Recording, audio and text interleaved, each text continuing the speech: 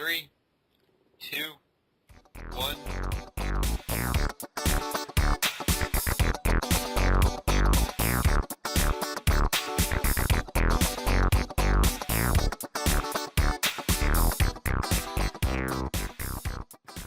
Greetings and salutations, everybody, and welcome to the CanUK podcast, the podcast done by fans, for fans of everything nerdy. I am your host, Lord X, and I welcome you to the show this week. We have quite the show here, but no games of the month this week, so hopefully it will be a lot shorter. Also this week, Lech is unable to be here. He's working this weekend, being all busy and whatnot. But, however, joining me this week, making his second appearance on the CanUK podcast, it's Israel Pacheco. What's up, guys? I'm saying guys like there's more people here. It's only you and me. Yeah, what's up, guys, to the listeners, I guess. How you doing this week, Israel? I'm doing pretty good. How about you? Oh, not too shabby at all. Alright, yeah, we do have quite the show here this week. Quite a variety of news to go over. Some happy, some sad, some very unique. Yeah. So let's dive right into it. And, well, going forward into the next gen, digital distribution is becoming a really big thing. And, well, big is actually the key word for this story. And that's Killzone Shadowfall is going to be around 50 gigabytes in size. That's a lot. Yeah, given that, well, both next-gen systems are only going to have a 500 gigabyte hard drive, this means you could get about 10 games on per system. Yeah, without counting, like, hardware updates and mandatory installs. And I really hope moving into next gen, because the PS3 is notorious for this, it'll make you install games onto your hard drive when you pop it in, unlike the Xbox, which is optional. Mm-hmm. So I'm hoping it works out better moving into next gen. But in terms of this game, I'm definitely picking up a physical copy because I'm not going to be waiting forever to download this. Since I do have like good internet speed, but still I just find it easier. Plus I like to have, the physical copy with the cover art and the case and everything.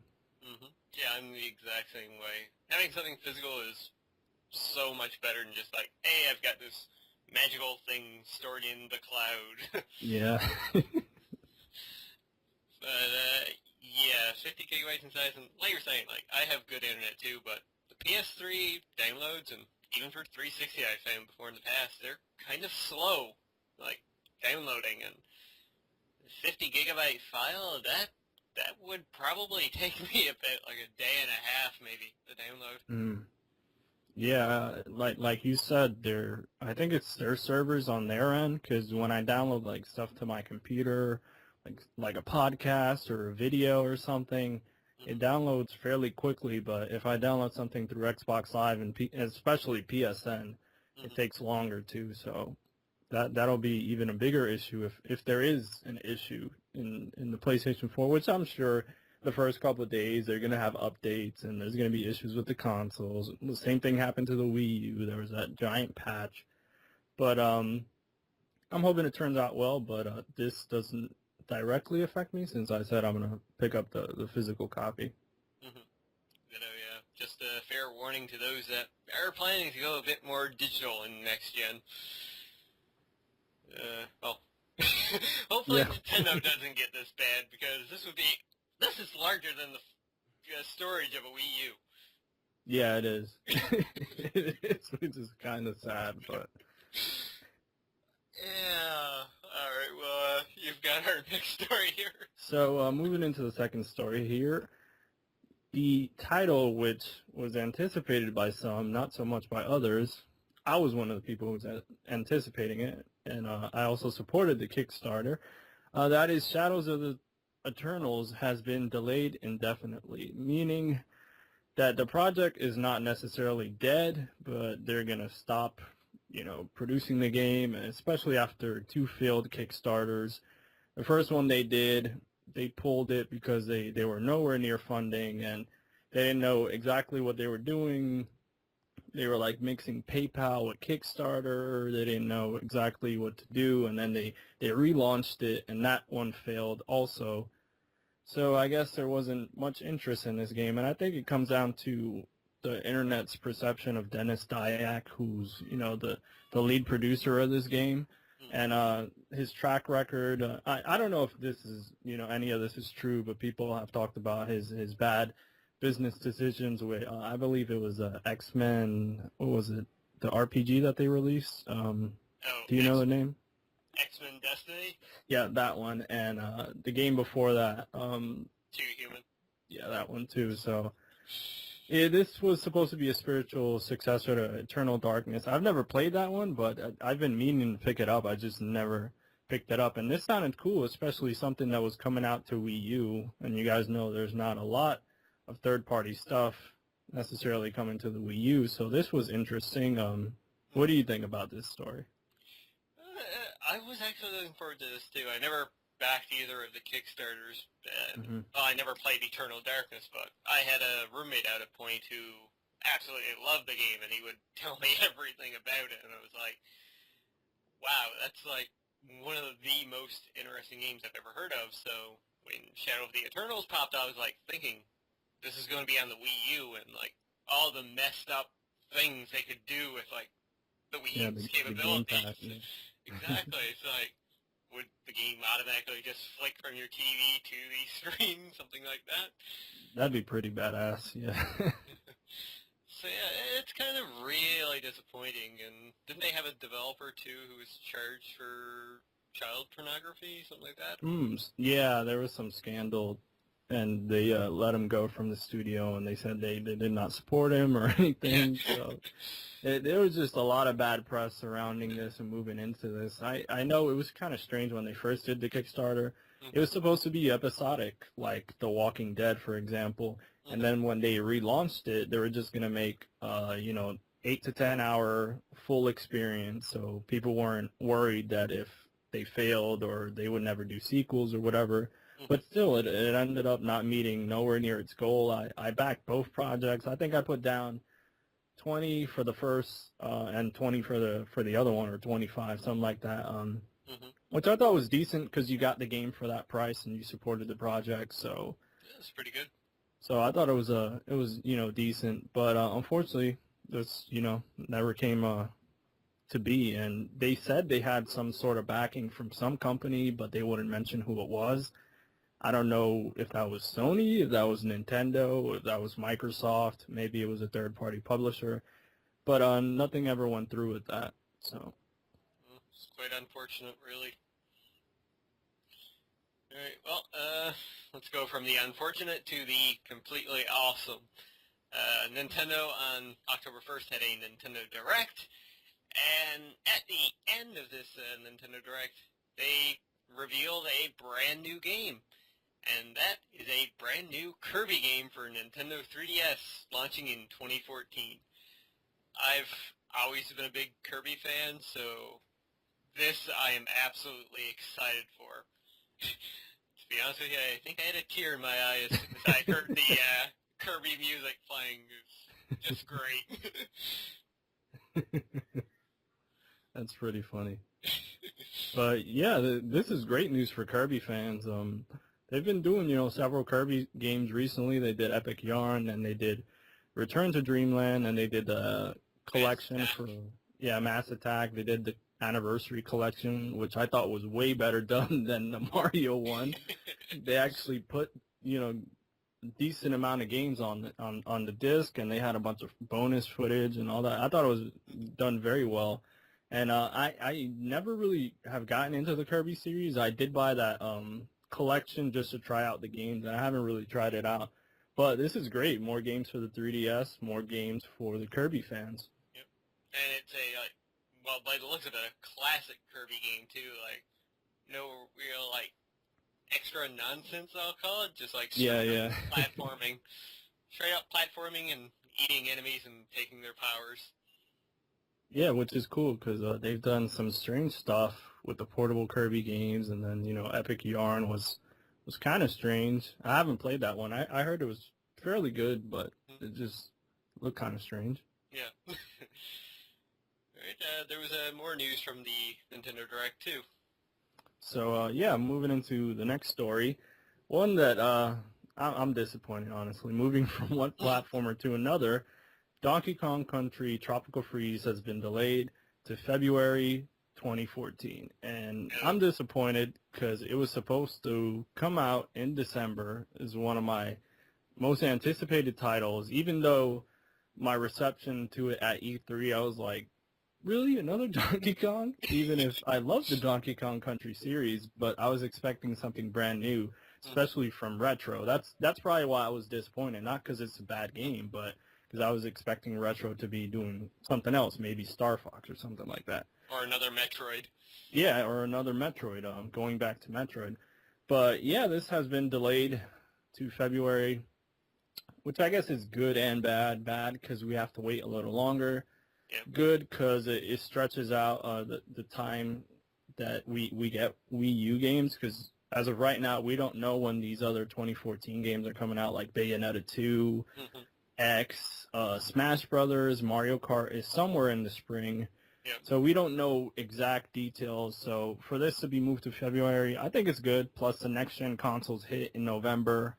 And probably the biggest competition, direct competition, is Nintendo itself with Super Mario 3D World. So I think it's good that they're pushing this back. Yep. Yeah, I agree with you. The only thing, though, February does have Infamous Second Son and Dark Souls 2. That's true. Yeah, I'm looking forward for Infamous. Probably these are probably the two games that I'll get that month, honestly, for February. It'll probably be Infamous and, well, guaranteed Dark Souls 2 for me, because I went out and pre-ordered the collector's edition the other day. I haven't seen that one yet. Is that the one that's like 120, something like that, I think? Yeah, 120. I gotta check out what it brings. I haven't played any of the Dark Souls or Demon Soul games since I'm a big baby. I don't want to deal with the difficulty. So, but yeah, it looks cool though. The footage that I have seen from Dark Souls 2 looks pretty cool though. Alright, so moving on to our next story here, we got a batch of movie news. Well, gaming movie news. And that Universal has finally set a release date for Warcraft, and that is December 18th, 2015.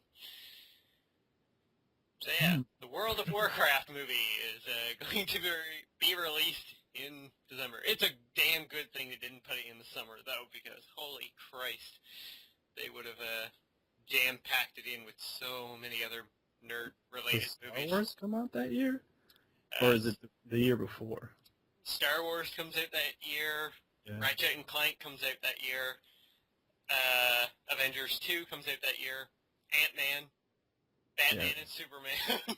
There's a lot of stuff, yeah. It's good it wasn't in the summer. Yeah. Which it would have been, probably overlooked. I know there's a lot of Warcraft fans out there, so I don't know. It's kind of strange, but you never know with these movies. Sometimes they spend like millions and millions of dollars on them, and they just flop for whatever reason. Like I remember Pacific Rim didn't do so well here in the States, but worldwide it made the money in the long run, and I thought that was a badass movie. I really enjoyed it. So moving this to December, I guess it'll work out. Do we know who's involved with the movie as of yet, like the director or any of the cast? Director, yes. It is the guy who did Moon, I believe. Oh, Moon. Sorry.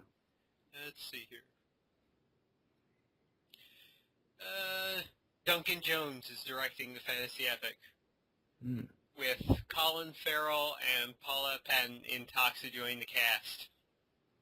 That's kind of strange. I wouldn't picture Colin Farrell in a Warcraft movie. No. I don't know. Maybe it works. Maybe it doesn't.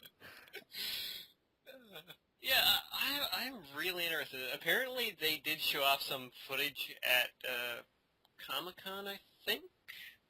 I think it was Comic-Con anyway. They did a little teaser, and from what I heard, it did get a good reception. So hopefully it's good. But yeah, we know the track record with video game films. Yep. So it could be good, it could be bad, it could be so bad that it's good, like Mortal Kombat. I still love the original Mortal Kombat. It's so cheesy, but it's so great. I love it. Yeah, that was an awesome one. Mhm. What I would like to see out of a Warcraft movie, though, is just get Blizzard to do it with their cinematic team. Yeah, why didn't they just go the CGI route? Since those films are extremely popular nowadays too. Every 2 weeks there's a new CG film, like children's film coming out from Pixar or Fox or Yep, DreamWorks. any other company. Yeah, exactly. And their cinematic team, like, they put out the damn best cinematics of any type of game. Like, I mean, Yeah, it's crazy. I see those trailers and I'm like, wow, and then I play the game like this game looks nothing like this. So, but yeah, and I'm hoping it turns out well for Warcraft fans. I've tried Warcraft in the past and it really wasn't for me. It's not for me the type of game it is. But I know there's millions upon millions of fans, so hopefully it turns out well. Yeah. Speaking of millions and millions of fans, you've got our next one. All right, so the next story we got here is Mighty No.9 is coming to next-gen consoles and handhelds. It pretty much hit all its stretch goals and made over $3 million between Kickstarter and PayPal. It's nuts. This game has been super successful on Kickstarter. It was already coming to PC, Xbox 360, PS3. Now it's coming to Xbox One, PlayStation 4, PlayStation Vita, and the 3DS, which will be interesting to see how different the versions are, because of course the 3DS and Vita aren't as powerful as the next-gen consoles or even the current gen. Which is great. A lot of people supported this project. I initially had supported it, then I saw how successful it was, and I saw the release date, and I was like, wow, this comes out 2 years, around 2 years from now. Mm-hmm.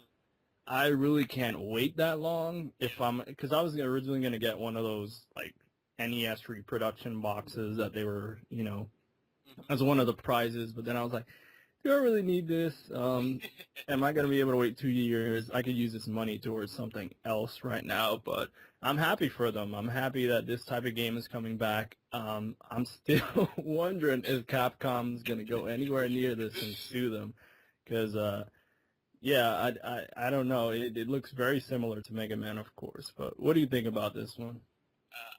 I'm really looking forward to the game, and I'm so happy. Like you, I was like, I considered funding the Kickstarter, but saw how successful they were. It was like, nah, they don't need my money. Though in the last few hours, I was like, maybe I should donate just to help make sure that it comes to Vita. But at the end of the day, I didn't have to. Yeah, I'm really looking forward to this. Definitely will pick it up when it comes out. Most likely on the PS4, maybe on the Vita as well. Yeah, maybe it'll be cross-buy, potentially. That'll be interesting. If you could get it on PS4, then have it on Vita, or PS3, PS4 Vita. You know how Sony does that. So, but it looks badass. Like when I initially saw the what was it, like the promotional trailer that Keiji Inafune released, and they had all those Mega Man references throughout the whole thing. I thought it was hilarious that he did that. But I really could see that he was really passionate about this, and that's why I initially funded it. But then, I retracted my funding because I thought, wow, this is doing gangbusters. And I know I'm going to buy it when it comes out, but I just didn't want to wait, especially with the next-gen consoles on the horizon and so many games coming out that I was like, I put $60 for this, or I put $60 for GTA or some other game that's coming out. So, but I'm happy that it happened, though. Yeah, same here. I mean, we're finally getting, well, a next Mega Man game, essentially, what fans have been wanting. I mean, this is absolute proof and should be like a slap upside the head to Capcom, showing that, people still love Mega Man. They still love classic Mega Man. Because really the only good-looking Mega Man game we're getting right now is Mega Man in Smash Brothers. Yeah, that's about it. Everything else has been given the axe. It's been canceled, which is, oh man, that sucks, because I remember when the 3DS was coming out, I hadn't played a Mega Man Legends game before, but I was like, oh, this one's coming out for the 3DS, like close to launch. This looks pretty cool. I'll pick up a 3DS. And they're like, nope, we're canceling that. And they're like, nope, we're canceling Mega Man Universe and all the other projects. But yet they funded Lost Planet 3, which nobody gave a shit about. It's like, it doesn't make sense, Capcom. Yeah. Like, and they're giving us the 500th version of Super Street Fighter 4. yeah, exactly. And it's just ridiculous. Yeah. No idea what Capcom's thinking these days. Anyways, back to some movie news here. Came out this week that the I think studio developers, whatnot, are considering that the next Friday the 13th movie might go the found footage route. That's gonna be interesting. Yeah, if done right, I guess it could be good. I mean, I've enjoyed some found footage films, but there's a lot of shit out there as well.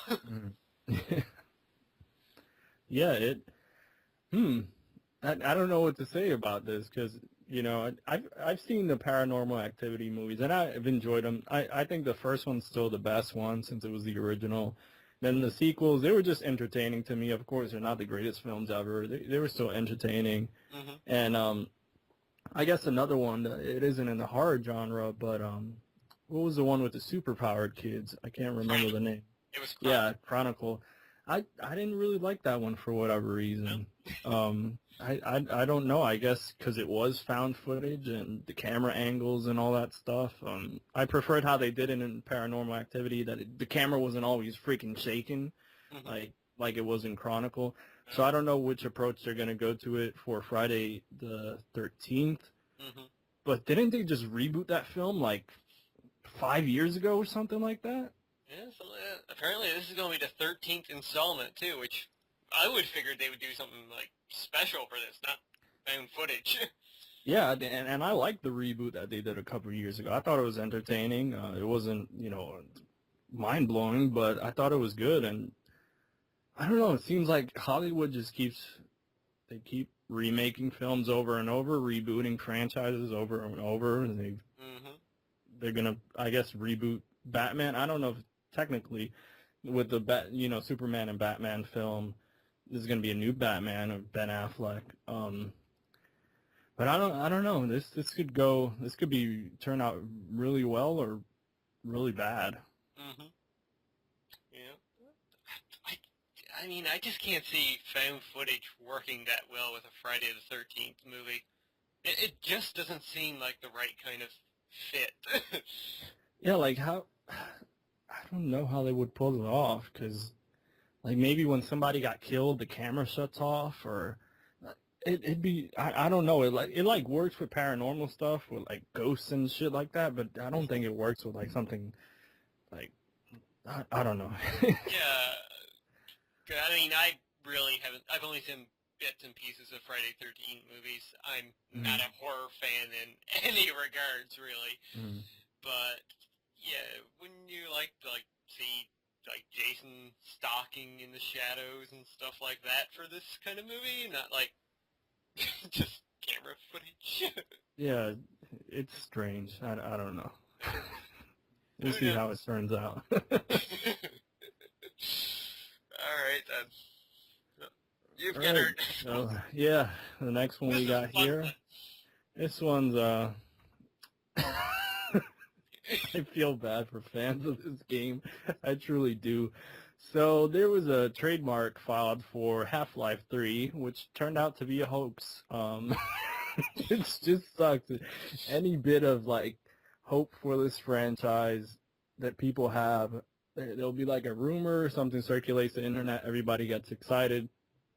Even those, like, Valve announcements from last week, people were like, oh, they're going to show off Half-Life 3. It never happened, so... Yeah, this trademark was a hoax. It wasn't true. It sucks, I guess. What do you think? Yeah, it really does suck. But I mean, I don't know if we'll ever get this game. It's definitely become worse than Duke Nukem Forever at this point. Mm-hmm. Because, well, at least with Duke Nukem Forever, we did have, footage and whatnot over the 13 years. Yeah, and at least we knew it was changing like developers' hands constantly. This we know it's Valve's baby, so there's like no reason they shouldn't be working on this, especially since everybody who's a Valve fan wants this. I don't know if maybe they can't just count to the number 3. They haven't done it with like Portal. They haven't done it with Left 4 Dead. Well, they did make a third announcement last week. That was a miracle. Oh yeah, maybe they just gave up and they were like, "Oh, sorry, we can't do a third announcement." The controller was actually the 4th announcement. Yeah, I feel bad for fans of the Half-Life franchise. I've never played any of them, which I know is like shocking. I know since they were primarily PC games, they did hit the consoles in different forms, but they were more for the PC market. I was never a PC gamer, and this is kind of a series that just like flew over my head. I didn't really know about until they did the Orange Box, which was several years ago at this point. But I never picked that up. Since it didn't, I guess it didn't include the first game. They broke them up into episodes and stuff, but it just sucks. If you ever see the Orange Box, I would suggest picking up solely for the first Portal game. But, yeah, I've played a little bit of the first Half-Life. When I got on PC, I picked up the Valve collection, whatever it was. Half-Life 2, I played a bit on the Orange Box, never really got far, so, not a game I'm really concerned about. I would just like for them to say if they're making it or not, just to shut people up for once. Yeah. I'd rather see Portal free from them, really. Yeah, we'll see what comes out of it. I want to see Left 4 Dead 3. I think we've seen a big break from the series. It wasn't like the first one that came out and then the second one came out the year after. True. It's been a couple of years, and maybe they next gen, big multiplayer game. I would like to see that. Yeah, it would be good. And if done by Valve, it's going to be awesome anyway. Yeah, I'm sure it'll be a quality game. If you want to see something really good connected to Half-Life, look up Freeman's Mind on YouTube. It's a playthrough. Is it a fan film? No, it's a playthrough of the first game, but the guy playing narrates Freeman. So, yeah, it's extremely funny. I can't recommend it enough. You gotta check that out then. Alright, so moving back into the realm of movie news. I've got a lot of movie news this week. Yeah. The Chronicles of Narnia, the Silver Chair movie, is now in development. So, we're getting another Chronicles of Narnia movie, which nobody thought was going to happen. How many have there been at this point? 3? 3, yes. There was The Witch, The Lion, the Witch, and the Wardrobe, yeah. The second one was Prince Caspian, which was, okay. Then the Dawn Trotter? I don't know. I'm sure, I know I saw the first one. Maybe I saw the second one. I don't think I've seen the third one. But I didn't think they were bad films. They were enjoyable. But I thought, like, the series kind of ran its course, because usually these movies are, like, trilogies. Well, I don't know. I think there's, like, 7 or 8 books in the series, though. Oh, okay. Then I guess it'll be like Harry Potter. It works out for them. Yeah, because they have so many books. Except that it's been, like, extremely hard for them to actually get the movies done. I mean, I kind of enjoyed the series. When I went to see the third one, though, oh, God. It was a good movie, no doubt, but the religious overtones that are in the movies, which there are a shit ton of, was really brought to the forefront. I was seriously laughing my ass off at so much in there. Because the lion, basically, is Jesus throughout the whole series, so just the dialogue and everything he was doing, like, he died so that they could live and everything. I'm trying to think. There was another movie in recent memory that did that, too, and I'm trying to remember, and I can't think of it. Because when you mentioned that, there was another movie that I was watching, with, like, the religious the comparisons, and I don't know. I can't remember. It's something else. Or maybe I was just thinking of Bioshock Infinite, because Bioshock Infinite had extremely religious, like, situations and all that. So maybe it was Bioshock, but I think it was a film. Just can't remember. Well, hopefully if this one gets made, they'll get Liam Neeson back again anyway. That's all I really care about. Yeah, that'll be cool. He's a great actor. Mm-hmm. So, moving on to the next story here, which is kind of sad news, and, Indeed. well, it is sad news. Famed author Tom Clancy, known for, such books as The Hunt for Red October and Patriot Games, has passed away at the age of 66, which I guess in modern times that would be still considered young, since, the life expectancy for most people is around the 80-year mark. Currently, so he died, kind of young. But of course, for people who don't necessarily watch the films or read the books, we all know him from Tom Clancy's Splinter Cell, Tom Clancy's Ghost Recon, Tom Clancy's Rainbow Six. So he was involved with all these games, and that's where I personally know him from. I've never read any of his books. I haven't seen any of his films, which is kind of strange. I thought I probably might have seen some of his films, but I don't think I have. I probably saw like Patriot Games because Harrison Ford was in it. But yeah, it's sad that he passed away, and I guess that's all I could say. He did leave a big impact though on the video game industry, though, especially with all these different games that were inspired by his writings or were directly influenced by his writings. I mean, we've got more on the way, too. Like, we got The Division coming. That's true. Game. I mean, yeah, it's really sad that he did pass away.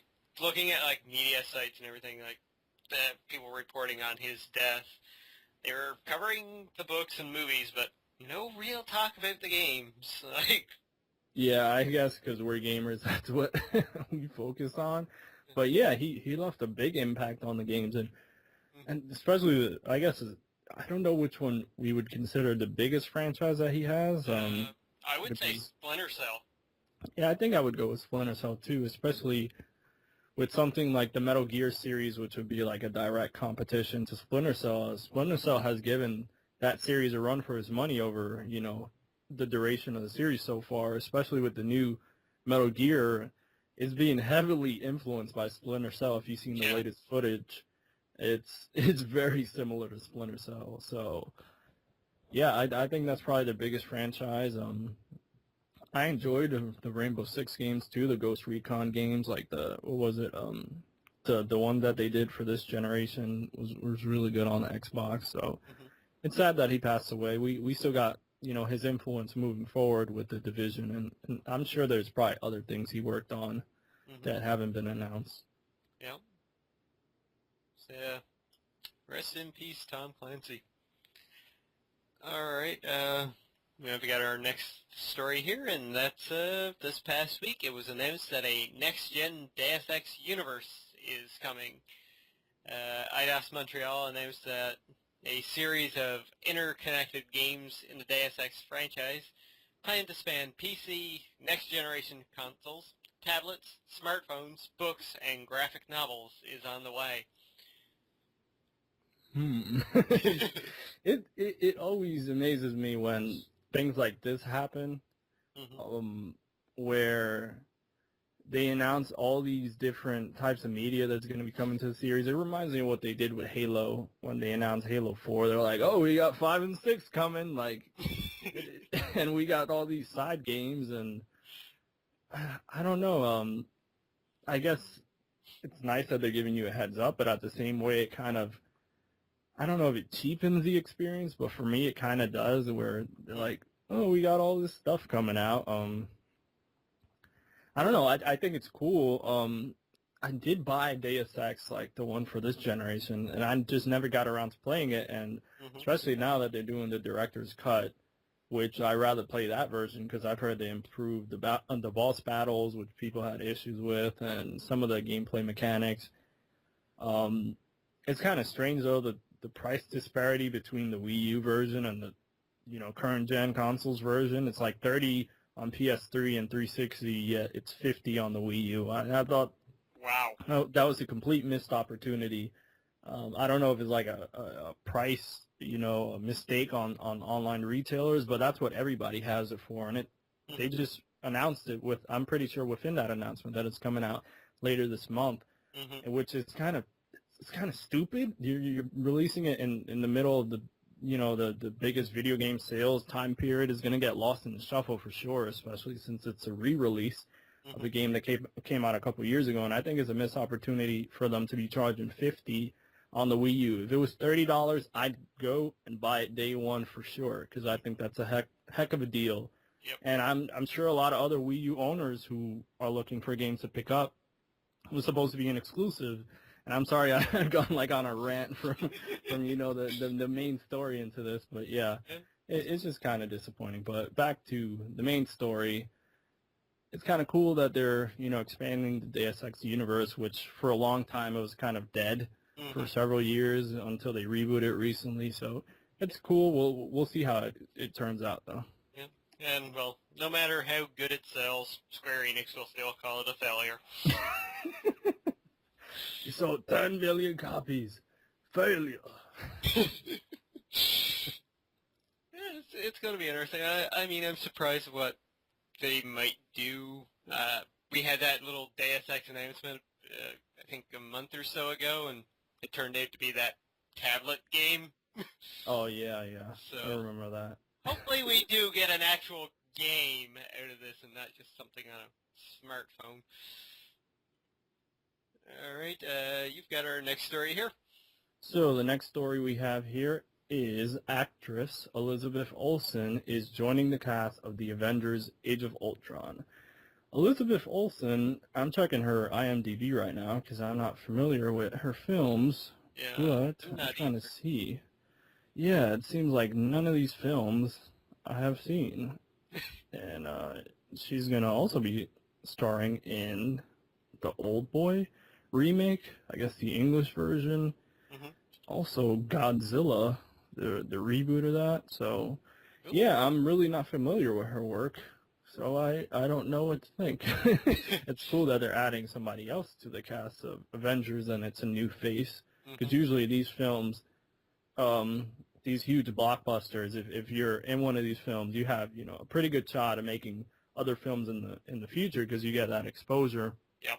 So maybe she'll do well in the role. That's the great thing, too, that Marvel's been doing. They haven't been going directly for star talent. They've been going for people that will fit the roles.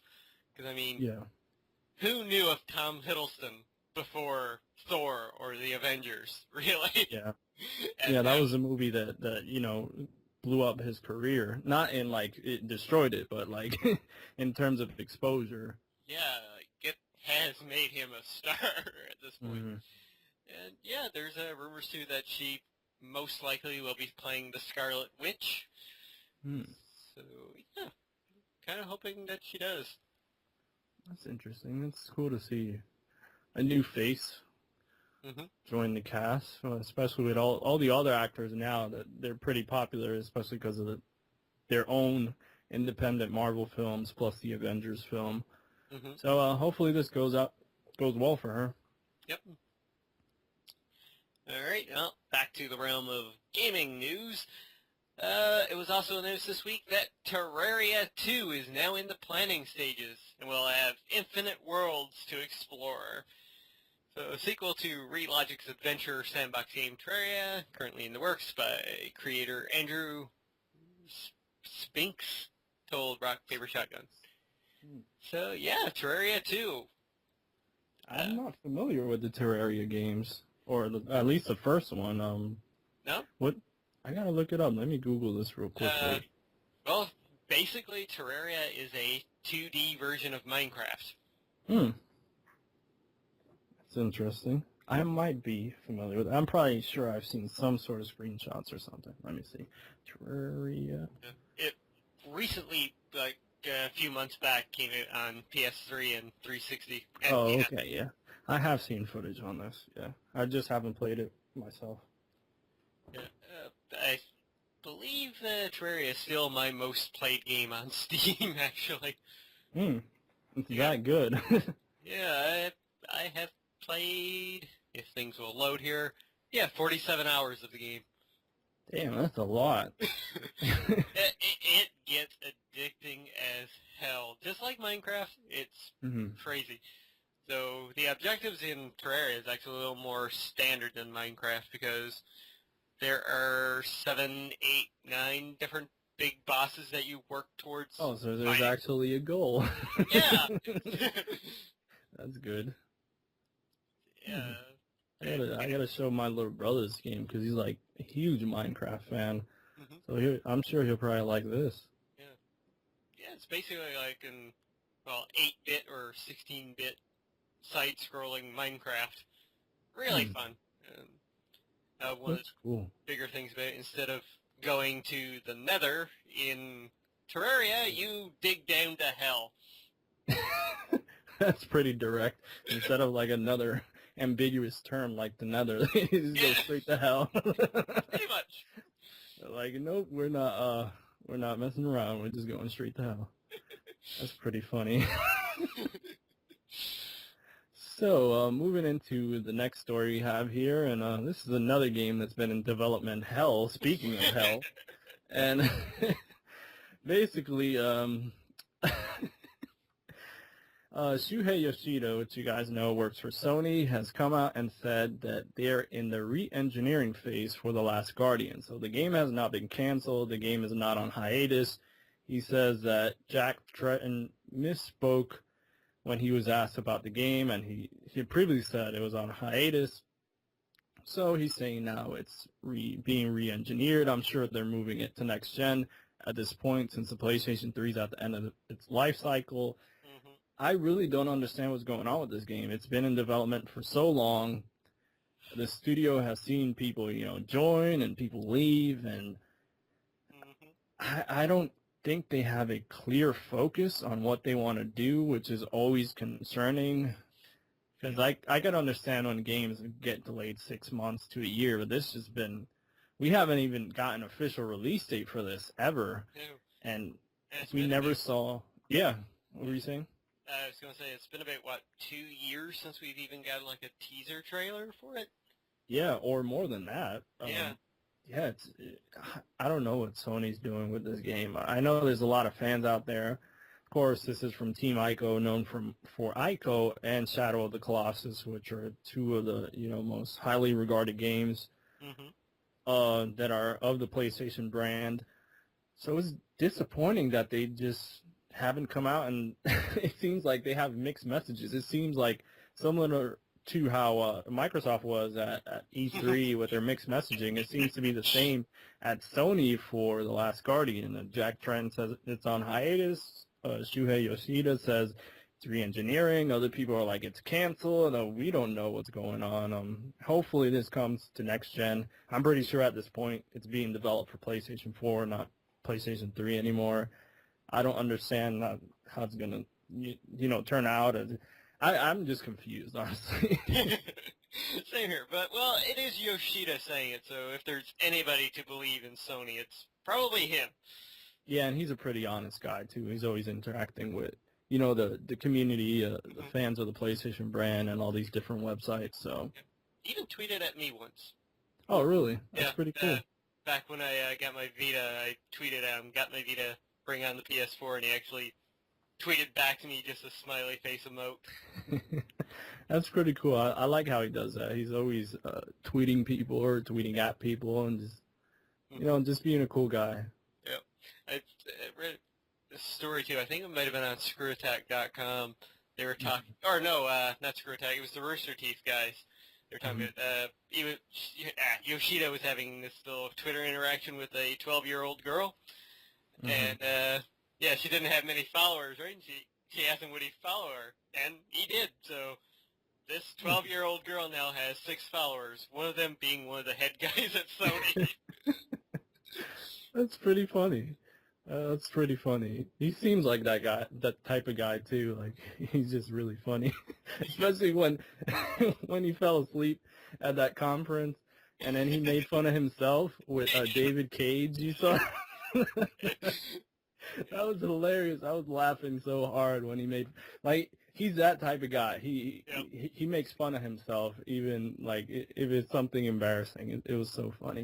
Mm-hmm. Have you seen him on the podcast Beyond over on that? Oh yeah. I've seen the episodes he's been on, and like the interaction he has with Greg and Colin. And so it's just really funny. He's a really cool guy. Yeah.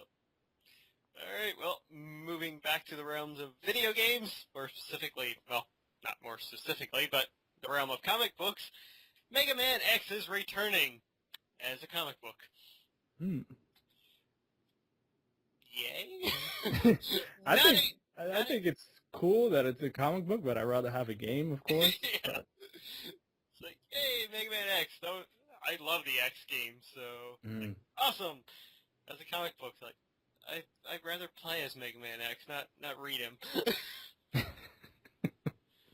Yeah, I'm with you there, but I think it's in good hands because it's Archie Comics who are doing it, which I read some of their crossover comics between Mega Man and Sonic that they did over, the last couple months. I was actually collecting them, but then my comic shop kept selling out of them, and it was pissing me off, so I just stopped.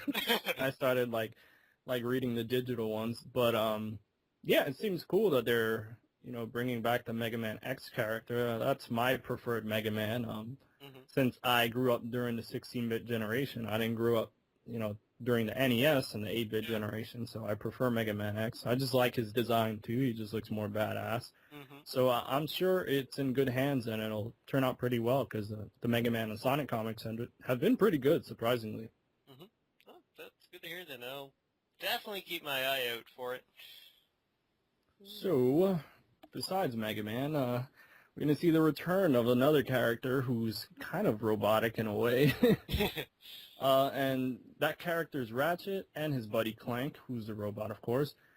And it's going to be Into the Nexus, which is hitting the PlayStation 3 on November 12th.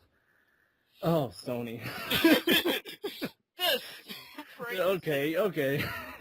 I was trying to be serious and do the story, but once again, Sony releases a game and sends it out to die. This is being released 3 days before the launch of the PlayStation 4. Yeah. I know it's coming out for $29.99 for $30, which is great. But they've just been sending games out to die over and over. They just did that with Puppeteer, and now they're doing it again with Ratchet and Clank. Hopefully, since it's so cheap, it could, gather an audience like the Sly 4 did, which surprisingly did rather good in sales, even if Sony did no marketing for it. And I guess it was a price point. Yeah. So for $30, I'm sure this will be great. I've enjoyed the Ratchet and Clank games. I never played them back on the PS2 for whatever reason, but I did play the ones that are currently on PS3, and I own those. Yeah. I do need to complete the second one. But I finished the first one, and I thought they were, outstanding platformers. They got very cool weapons. They got very, funny comical characters. The graphics are always great. They look like a Pixar movie come to life, as they say. So I'm excited for this, but it's coming out at the absolute worst time, especially when not only is the PlayStation 4 coming out and the Xbox One, Super Mario 3D World is coming out probably 10 days later, and I honestly much rather buy that than Ratchet and Clank, even if it's $60, because that just looks so good. Yep. I mean, well, isn't Super Mario 3D Land coming out on the 22nd, the same day as the Xbox One? Yeah, and that's Nintendo at their finest, once again. Yep. I guess they're doing it because of Black Friday's the week after, and they just want to get it out there, but... I don't know. It's cool that Ratchet and Clank is coming back. It's cool. It's only $29.99. The release date does have me worried, because if I myself am not picking it up and it's $30, and just think of the mainstream audience, I don't know. Well, I guess people who aren't picking up a PS4, maybe. Yeah, maybe that'll make sense. And that's true. Not everybody's jumping on next gen immediately. So there are people out there who will probably pick this up, and this will be great for younger kids who own a PlayStation and they don't get to play GTA, but they rather, not saying that this is a bad game, but, it's more geared to a younger audience, Yep. which is not bad. I really enjoy those games that are geared to a younger audience. So. I miss the old titles, though, for the PS2. They had such great names. Going Commando.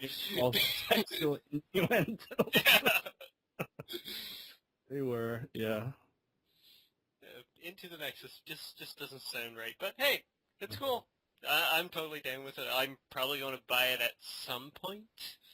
Maybe once it, I don't know. I might pick it up in December or... I'll probably get it for Christmas. It'll probably be like on my wish list for Christmas or something, because it's like $30. It seems like, a reasonable Christmas gift or something. Maybe I'll even get it to play with my little brother, or I'll get it for a friend who has like kids or something. So.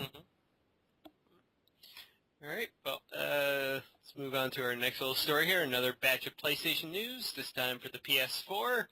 And that is, Flower is officially confirmed to be coming to the PlayStation 4. One of the absolute best and most beautiful indie games on the PS3. And quite frankly, I will buy this again on the PS4 because I'm quite looking forward to the visuals increase that it will have. I think it was the lead developer or one of the developers on the game anyway, they tweeted the other day about how beautiful the game's looking with 60 frames per second. Very smooth.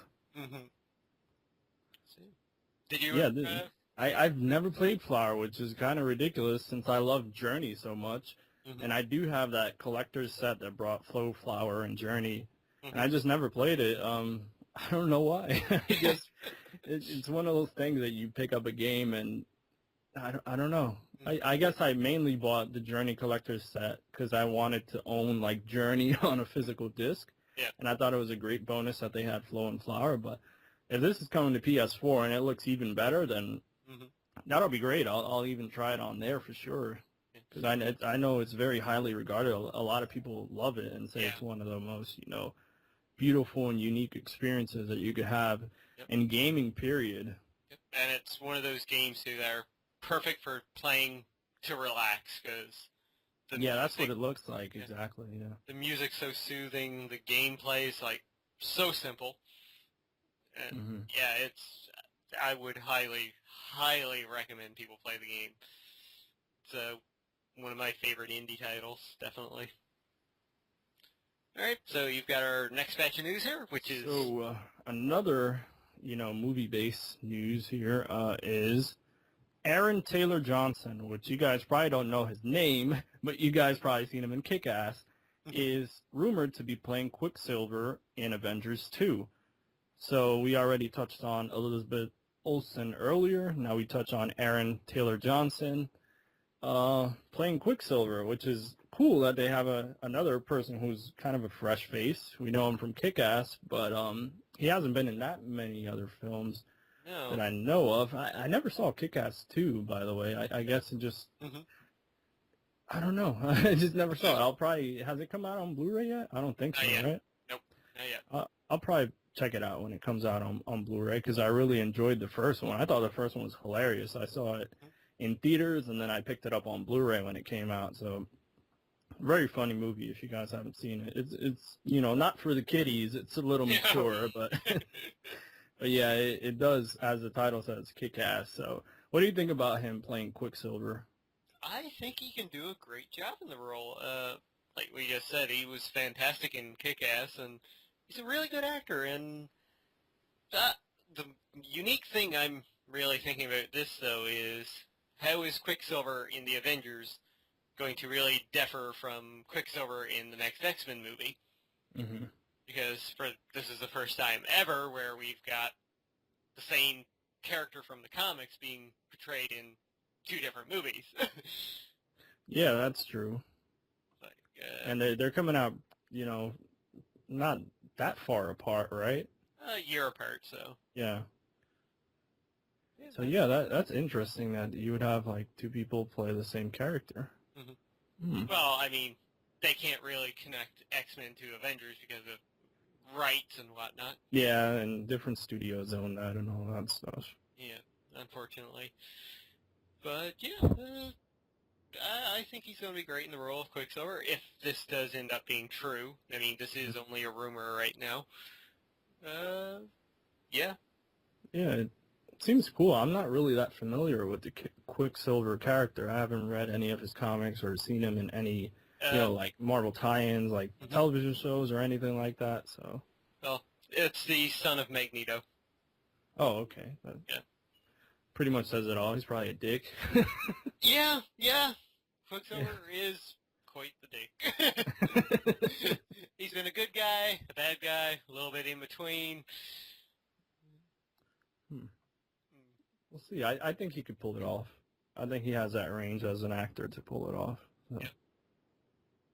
All right, so let's move on to our last bit of news here this week. We are really flying here this week. Yeah, we've been doing pretty good. Not like last week where that mic kept going out. Yeah. That was hilarious. We miss you, Lech. All right, well, for the last bit of news here, TV shows these days really don't last that long at all. We're lucky if we get 2 seasons or 3. Well, we got 10 from Dexter and Smallville. Mm-hmm. Or no, we got 8 from Dexter, my bad, sorry. Was it 8? Yeah. It was 8, yep. But one series continues to go. And that series, of course, is The Simpsons. And it came out this past week that they have been renewed for their 26th season. Damn. Yeah. Are they the longest running, television series besides Monday Night Raw? I know we see that statistic like every time. The longest running live, blah, blah, blah, 1 billion episodes, but in terms of, traditional television series, have they been running the longest, I think? I do. They're probably up there. They are the longest running primetime series, I'm pretty sure. Mm-hmm. Let's just do a quick Google search. That's crazy. 26 seasons? Yeah, I know, right? That's nuts. It's the one thing that's still older than me. Same here, older than me, too. That's see. crazy. 26 seasons.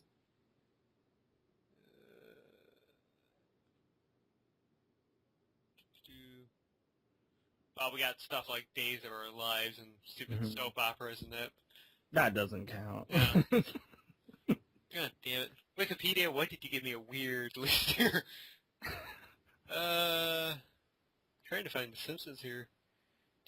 25 years. It should be around here somewhere. Alright, I should look up longest running primetime TV series or something. Yeah, how do you feel about The Simpsons entering their 26th year? I've never gotten into The Simpsons for whatever reason. And it's funny because the movie that they released, I really enjoyed, and I own it on Blu-ray, but I just never got into the cartoon series for whatever reason. I don't know. Maybe it just came out, because it came out I'm looking here, in 1989. That's the year I was born, so I don't know if maybe I just didn't grow up with it, or I just never watched it. It's one of those series that I just didn't watch. I don't know. For me, it's always been like one of the... I've missed out on the past few seasons only because I haven't had cable, and I've been like, I really don't want to download this. Yeah. But hey, whenever I get around to watching, I'll be able to watch a whole slew of them at once. Let's see here. They are the longest running in terms of seasons with 25. Yeah. The next to that would be Gunsmoke at 20 and Law and Order at 20. Then Lassie, and then South Park, actually. Yeah. In terms of episodes, they are still behind Gunsmoke. They're sitting right now at 531. Gunsmoke has 635. Man, I gotta Google Gunsmoke, because I've never heard of this. It's a series from the 1950s. Man, I guess it ran for so long because television was huge back in the days when they first, released, black and white televisions, and then they released color televisions. There was no internet, so wasn't like too many options. And I think this is way before cable television, where all these networks started. So I guess that's why a lot of people just watched it. I guess it was one of the biggest pastimes for them, and one of the series that they just watched because it was on television. Western drama series. Interesting. That's cool though. I'm happy for the Simpsons. I got some fans who are not some fans. I got some friends. I completely said that shit backwards. I got some friends who are big Simpsons fans, so I know they'll really appreciate that the Simpsons. I'm mixing season and Simpsons now. What the hell? That the Simpsons are going on their 26th season, so that's really cool for them. I know they're big fans of it. It's amazing that a series can last for that long. Yeah, and still keep it fresh. That's the biggest thing. Some of the series last long and they just get stale. But from what I've heard, they've kept it pretty fresh.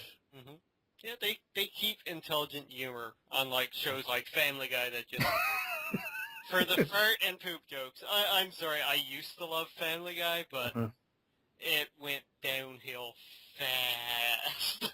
Yeah, and that's another series I never got into. I watched it every now and then when it was like on Adult Swim or late night television or something. I'm just flipping the channels. Like if I'm at home or I was at my cousin's house, like on vacation, we just throw it on and laugh a little. But it was nothing ever that had any depth.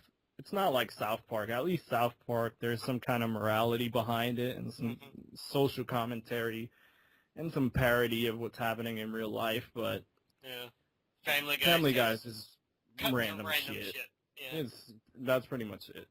All right, well, that wraps it up for our news stories this week. Good stuff. You went through that pretty quickly. Yeah. And their Skype is kind of frozen on me here, so I cannot see the time. Yeah, mine says 1:10. And I know we were talking for like 10, 15 minutes, so probably around an hour. Yep. Yeah, we're doing good then. So let's dive into the been playing, been watching, and been reading section. All right, so would you like to go first this week? Yeah, sure. In terms of been playing, I haven't been playing much because I've been watching a lot, which I'll get into later. But one game that I have been playing is one that I just picked up yesterday. I wasn't able to pick it up on release because I just wasn't able to go over to GameStop to pick it up. But that is The Legend of Zelda: The Wind Waker HD for the Wii U. And I started it earlier. I'm a little under 3 hours in. I'm just getting to Dragon Roost Island because I've just been taking my time with the game. I'm not rushing through it. And man, the game looks gorgeous. Like the treatment that they did for HD, it looks so good in widescreen, 16:9. The little effects that they did for the HD, the draw distance is better than the original game. I think the use of the gamepad is great. Like since you don't have to, and something simple. It isn't like anything gimmicky like moving it and blah blah blah. But it's just your inventory is on the screen, and whenever you want to switch out an item, you just touch the screen, and you don't have to go to like the pause menu and do it, which is something really simple, but I think it adds to something like Zelda when you're switching between a bunch of items, a bunch of weapons, different things you have. But it just looks great. Wind Waker is my favorite Zelda, and it was great just going back to this world. I think it's one of those games that like sucks you into the world. At the beginning, it is kind of slow and kind of difficult to get into, and playing through it, I could see some of the flaws, like things that I would like Nintendo to improve moving forward with Zelda games. But when you look at it from a perspective, then it was a game that basically came out 10 years ago, and it still holds up rather well. It's great. I just wish Nintendo would, I know this is like sacrilege, but they would add some type of voice acting, because just talking to a character and constantly hitting the button to run through dialogue, it's kind of strange for me nowadays when it isn't a portable game. I'm used to that on a portable game, like say like it's on the 3DS or the Vita. That's completely fine, but like playing something on my console, on my big TV, I'm just used to the characters talking to me. And Nintendo hasn't brought up, their series. They tried with Other M, Metroid or Other M, and I know a lot of people hate that game. I didn't hate it as much. I thought what ruined it for me was the voice actress who played Samus. Yeah. I didn't think the dialogue and the story was as bad as everybody says. I just think it was the execution by the voice actress. So I know that's probably why they're trying to stay away from that from their other franchises. Mario, he talks, he's, it's me, Mario, and like simple things. He doesn't have a lot of text, a lot of dialogue, a lot of story you have to go through, like the Zelda games, especially when you're interacting with a bunch of different characters. I really think the next one they need to put some type of voice acting. Even if your character, Link, doesn't have voice acting, I think all characters around him should have some sort of voice acting, not just like, like little grunts and things, like actually speak. Because it might seem stupid, but at the beginning I was just sitting there going through text and talking to like Tetra and talking to his grandma and other characters, and you're sitting there, and it doesn't take that long, sure, but I've just become accustomed to games that have like full voice acting, and you don't have to be reading the screen, which is kind of lazy. And I'm one of those people that watches anime in Japanese with subtitles, and that doesn't bother me there, because at least I'm getting some sort of speech, even if I don't understand Japanese. But in this case, you just hear the like, ooh, oh, like you don't understand. Yeah, that's rather annoying. I just wish they would do that. But from what I've played, it's great. I think if you're a fan of this game, definitely pick up this version. They've done a great job with HD. I haven't gotten to the point where you get the fast sale yet, which is right after the Dragon Roost Island. In that dungeon, you could go to the auction house and get the fast sale, which I'm sure I'm going to use. Even though when I first played the game 10 years ago, that didn't bother me, like the, switching the directions of the wind. But since it's, a remake, and I'm not going to say that I would just want to fly through it, but if I have the option to use the sale, I've already experienced it without the sale. I want to experience it with, the new improvements. So, but I definitely recommend it. If you have a Wii U and you've never played Wind Waker before, great place to jump in. Awesome. Yeah, if I ever do pick up a Wii U, which I think I will in the future, that one's definitely first on my list to get.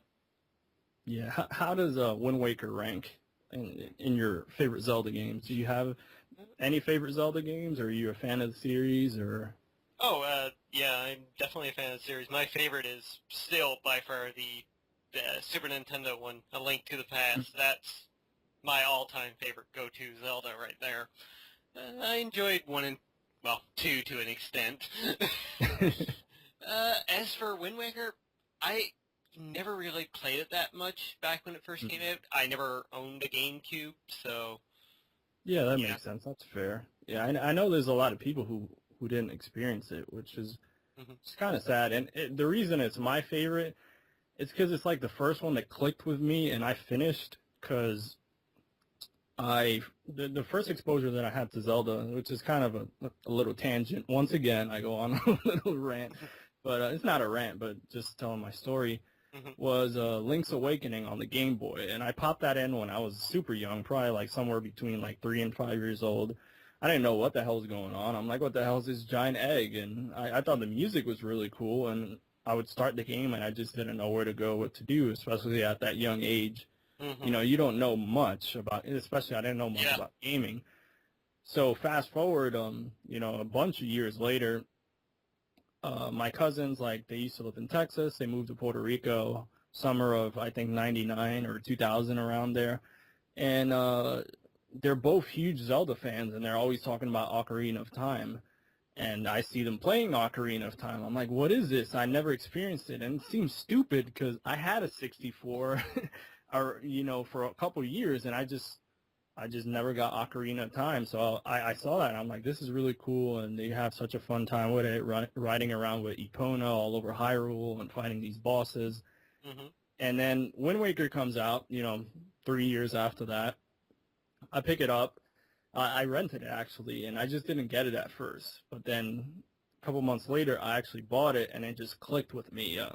And I wasn't one of those people that didn't like the art style. Actually, the art style brought me in because I thought it was something unique. I'm like, wow, this game looks really cool, especially at that time. The only other game that was like cel-shaded was Jet Set Radio. There wasn't a lot of games that use this art style, so it just really stood out for me. And the whole sailing aspect and going from island to island. The soundtrack is one of my favorite soundtracks of all time. I think all the work that they've done into the soundtrack, which they've actually improved, slight improvements on the audio. But man, that's why it's my favorite, because it's like the first one that clicked with me, and I sat down and played through and completed. So that's awesome. Yeah, sorry for the little tangent. But No worries. That's what we do here on the CanUK podcast. Yeah, so what have you been playing? Well, what I've been trying to play this past week has been, as many other people, Grand Theft Auto Online, and been experiencing just about every single possible glitch, game-breaking bug, and whatnot through that. I did manage to get on and play for a little bit, though, and the last couple times I've tried, it's worked for the most part. It has froze after a while, but yeah, it's been fun, and if they ever get their shit together and get it working properly, it's going to be like really fun. I mean, it's basically an MMO at this point. So going around killing other people, blowing shit up, stealing cars. And the fun thing is, say if somebody gets into a little altercation with the cops, and they get into this big, like, gunfight in the street, a few cars blow up and whatnot, you can drive past that later on. Like, I drove through one street and it was just, like, littered with cop cars everywhere, all blown up. Like, what the fuck happened here? It is essentially chaos embodied. Just what you would expect from a GTA Online. And it's set up nice, too, with the opening cinematic. Your character flies into Los Santos. You're picked up by who I think is the best character in GTA 5, Lamar. Yeah. Seriously, I love that guy. I want them to do a spin-off series with just him. That'd be badass if they did DLC for Lamar. That'd be really badass. Or even a Vita spin-off like they did for the City Stories and whatnot. That'd be badass. Yeah, so, you get picked up by him. You do a race with him at the beginning. Then you do a small-time mission that he wants you to do, go pick up drugs for one of his friends. And from that, the world kind of opens up. You're introduced to the shops. You can go around robbing convenience stores to get money. Fun thing about that, if you rob a store, you get money. You have to deposit that money right away, or you could lose it. Yeah. That's fucking cool.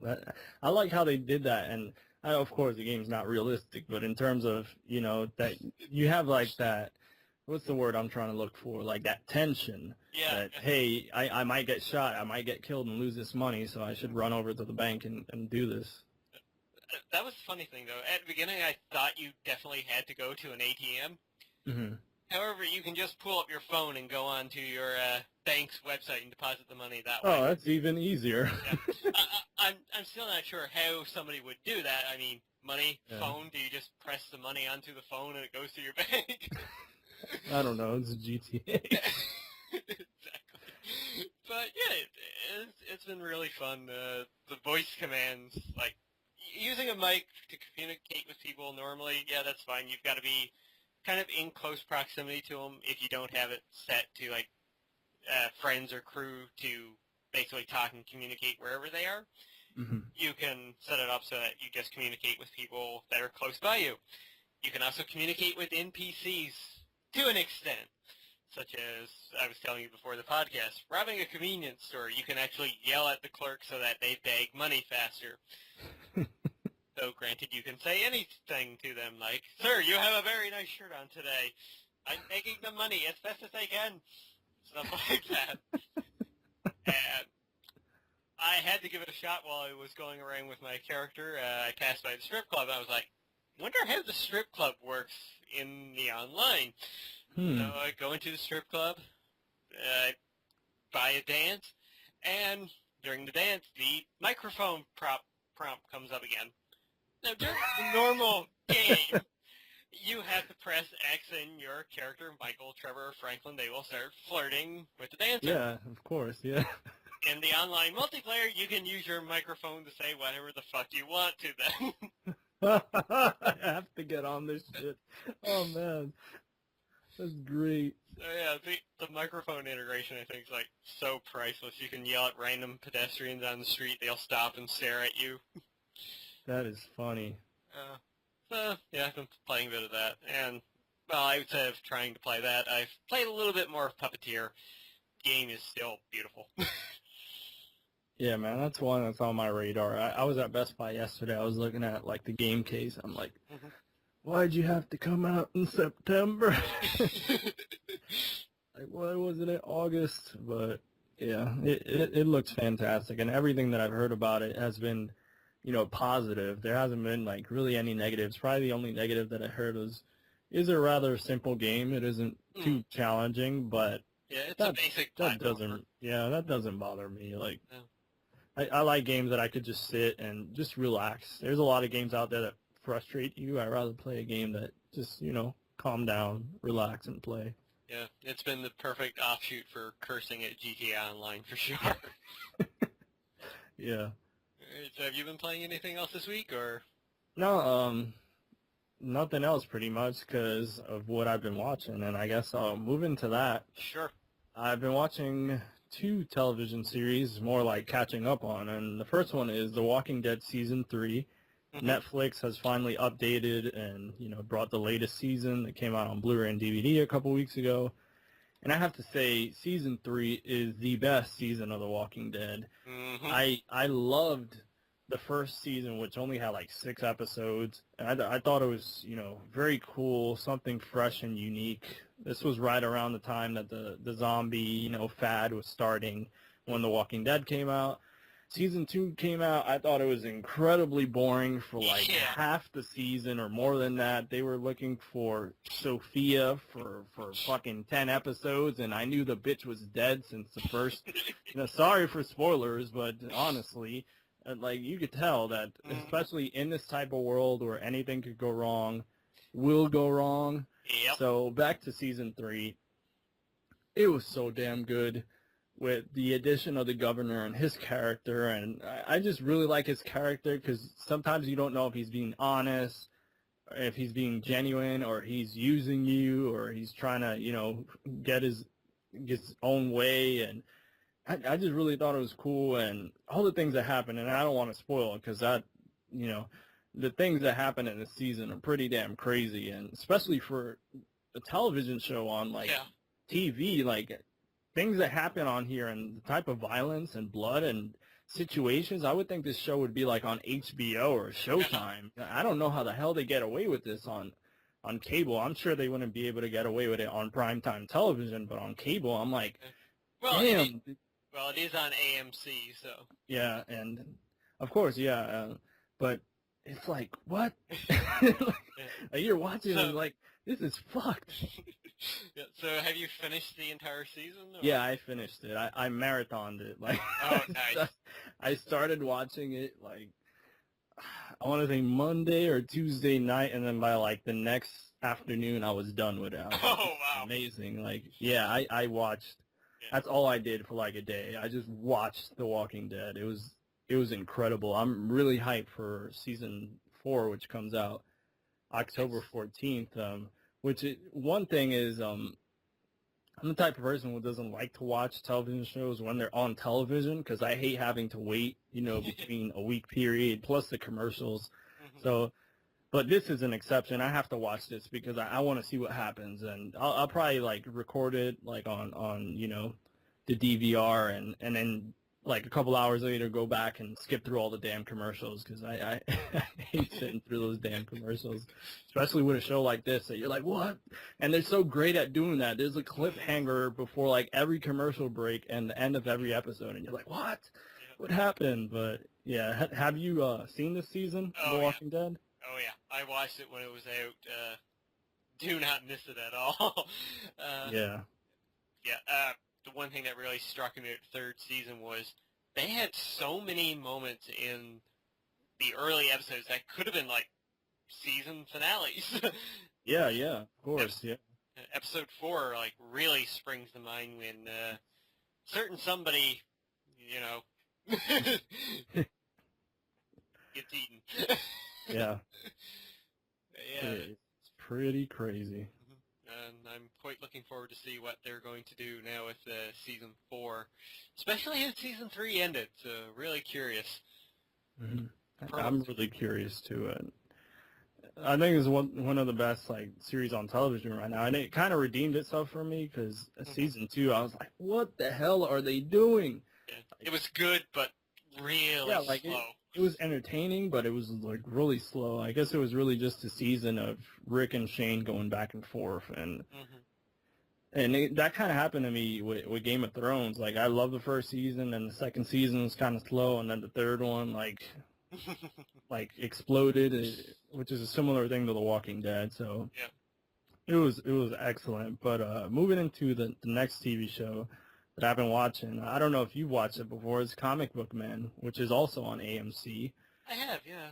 This show is hilarious. I remember watching on Netflix, like maybe it was like a year ago or something. I saw like the first season, and I thought it was hilarious. It was only a few episodes, and then they got they got brought back for another season. They were renewed, and season 2 is even funnier in my opinion. They got like I want to say like 15, 16 episodes, so it's a lot more than the first season. I think these guys are just really funny. Of course, they're like nerds and nerdy stuff, but we love that type of stuff around here. And it's like the Big Bang Theory, but in real life. Like it's not it's not people playing these characters. Because sometimes you watch the Big Bang Theory, like these guys are hilarious, like Sheldon and Raj and Leonard, and then you see them in real life, and they're nothing like those characters. They're like hip guys, and I don't know. But when you see Comic Book Man, you're like, these guys are those characters. It's so funny, and I'm kind of excited because a couple of them are going to be at the comic book convention here next year. Oh, nice. So it's cool, and then I'm looking forward to that. Maybe I can meet them, take a couple pictures with them or something. I know in this season they announced that they were going to do their own comic book, so maybe they're promoting that in some way. So maybe I'll pick one of those up. But if you guys haven't seen Comic Book Man on AMC, it's fucking hilarious. You guys have to check it out. Even if you're not into comic books, like I'm not a huge guy into comic books. I still enjoy comics, but it's just so entertaining and all the nerdy stuff that goes on. They're always making fun of Ming. It's hilarious. So yeah, check this out. This is hilarious. I recommend it as well. It's good. All right. Well, as for me, I haven't been watching a whole lot this past week, but did sit back and watch the second episode of Agents of S.H.I.E.L.D., which a little bit slower than the first episode, but at the same time, it's still got that good pace going. Really enjoyable. And there was quite the fun cameo in this one as well, along with a bunch of... I heard about that, yeah. Yeah, really unexpected for the second episode. Did not see that coming at all. But, yeah, it's been good, and the little references to Marvel was great. And little Easter eggs that they've thrown in. One that does come to mind, which isn't a big spoiler or anything, was they made reference to the plane, and I think they said... Snakes on a plane? You'll get it when you see the episode. Yeah.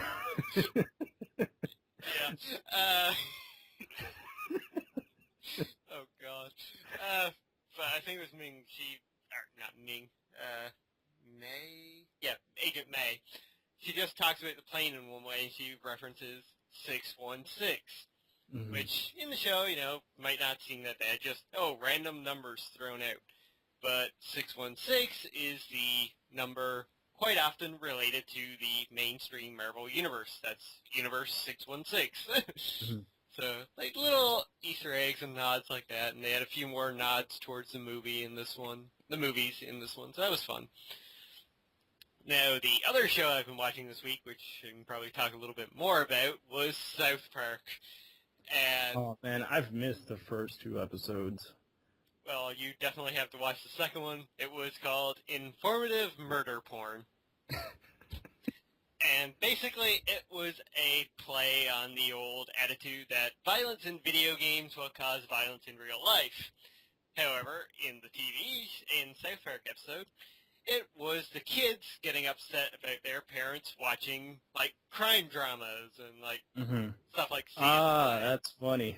Yeah, stuff like that. Like, oh my god, our parents are watching this stuff. That is funny. I love how South Park does it. They're the writers over there. They just do these situations that they put these characters through. It's just so fucking funny. They're so ironic. Yep. Only they could pull it off, honestly. But it gets better than that. It keeps getting better. So in order to stop their parents from watching this crap, they use an app on their phones to block the networks. And in order to unblock the networks, their parents have to answer a simple question. However, this question is only something that a child would know, such as, how do you tame a horse in Minecraft? Which leads Randy at one point going to Stan's room going, Stan, how do you train a horse in Minecraft? And what's Minecraft? So this leads the parents into learning how to play Minecraft. And, well, as I just said, like, the old saying, violence in video games causes violence in real life. The parents start playing Minecraft, and, well, they start doing stuff in real life. The cops show up at Randy's door one morning, knocking on the door, he comes out, he's like, what's wrong, officer? He's like, there's been some trouble in the neighborhood here. One of your neighbors, they had filed a complaint about last night, saying that somebody was in their backyard, punching their trees. Another neighbor had their front lawn dug up, and a cabin built out of it. Stuff you would do in Minecraft. So, yeah. That is hilarious. Oh, man. It's probably been, like, one of the best episodes I've seen in quite a while. Like, as good as the World of Warcraft episode. Oh, yeah, that one was a classic. Yeah. Oh, man. I gotta watch. I'm looking it up on South Park Studios. They got it. I'm gonna watch it right after the podcast. This is hilarious. That pretty much does it for me this week. Hopefully next week I will have at least one, if not two, movies to talk about. Did you watch the first episode from the previous week of South Park? Yeah, I did. Was that good? I'm looking at here, and it says it was about the NSA, about Cartman. It was alright. It was good. I wouldn't call it great. There was a few chuckles there for sure. But they really hit the mark with the second episode. Yeah, I gotta check it out. Especially now that we're seeing all these damn stories about video game violence and all these bad things that are happening in the world, and people are correlating it to... It just pisses me off, because everybody still thinks video games are for children. Yep. When they're clearly not, and there's a double standard. They don't do that with films. They don't do that with television shows. You could say The Walking Dead is causing violence around the world. It's an extremely violent show, honestly, compared to other things, but I don't know. It's ridiculous. I think it's just growing pains for the video game industry. I hope one day when all those people die and we're the old guys, there's going to be something new. They're like, what? What is that? Well, did you see Annoyed Gamer, not last week, but the week before? Yeah. Yeah, He basically talked about that, yeah. Yeah, when he started up his show, he listed off all these bad things about violence, use of marijuana, all displayed in Boardwalk Empire. Yeah, exactly. He hit out the park with that episode, because that's exactly how I feel. There's a double standard, and it's just stupid. There's always a scapegoat. Like, in the early 90s, it was like gangster rap music. This is destroying our youth. Blah, blah, blah. And, like, I don't know. There's always a scapegoat. Well, and I've really got nothing for the bin reading section this week. Neither do I. Haven't read some this week. No, just probably video game articles and stuff. Nothing specific. Yeah. So that leads us into shameless self-promotion, which the only thing I really have to mention this week is that I'm pretty sure I have a new schedule planned for November right now. Still not 100% decided onto it, but yeah. So things on my channel should be flowing back to normal next month, and I'll have a new kind of horror-themed series going up shortly. That's cool. So how about yourself? Let me pull up my YouTube channel and see what I have done recently. 'Cause I can't think of like right off the top of my head. But for those of you who want to check out the YouTube channels, youtube.com/Israel Pacheco 89. Let's see, what have I done recently? I think this past week I did Open Tag Mondays, right? I think it was. Yeah, I've been doing like 2-3 videos a week. Sometimes I forget. Yeah, this past week I did a video, Open Tag Mondays, why do you YouTube? Asking people why do they do YouTube videos for whatever reason. Got great, responses for that. Yeah, that's about it. I haven't done any other video this week. Tomorrow I'm going to be doing a spotlight on Batman the Brave and the Bold because it's a game for the Wii that not a lot of people talk about. And I want to recommend it to the people here on YouTube. So I think they'll enjoy it if they like 2D beat 'em ups, and it's not that complicated as a game. Something you could play with your brother or your family members. It's something really cool. So keep an eye out for that. That's cool. Definitely looking forward to it. Sweet. Thanks. Alright, so that does it for that. And as per usual, guys, you can always leave us questions and comments for future podcasts. Real questions and comments, mind you. Comment on some of the stuff we talked about this week, such as how do you feel about Mighty No.9 actually getting released, or the Donkey Kong Country being delayed until 2014? Or some of our movie news. Do you think 2015 is being oversaturated with video game and nerd-related movies? Because, quite frankly, it is. Yeah, it is. And as for questions, you can ask us anything. We will answer, most likely. And ask us on Twitter as well. All links will be down in the description below for Twitter. And do that. And by asking us questions and comments, you can win free games. And the ones on the list right now I have are Bastion, Killing Floor, Darksiders 2, Limbo, and Saints Row the Third, the full package. So, great games, right there in the waiting. Israel knows how easy it is to win one. Yeah, just leave a comment. Alright, and that's going to do it for this show this week. Since Lech isn't here, Israel, would you like to take us out this week? All right, so appreciate everybody listening to the podcast. I am Izzy, a.k.a. Israel Pacheco 89. He is the Lord X, and we'll catch you guys on the next episode. Later. Bye, everybody. Peace.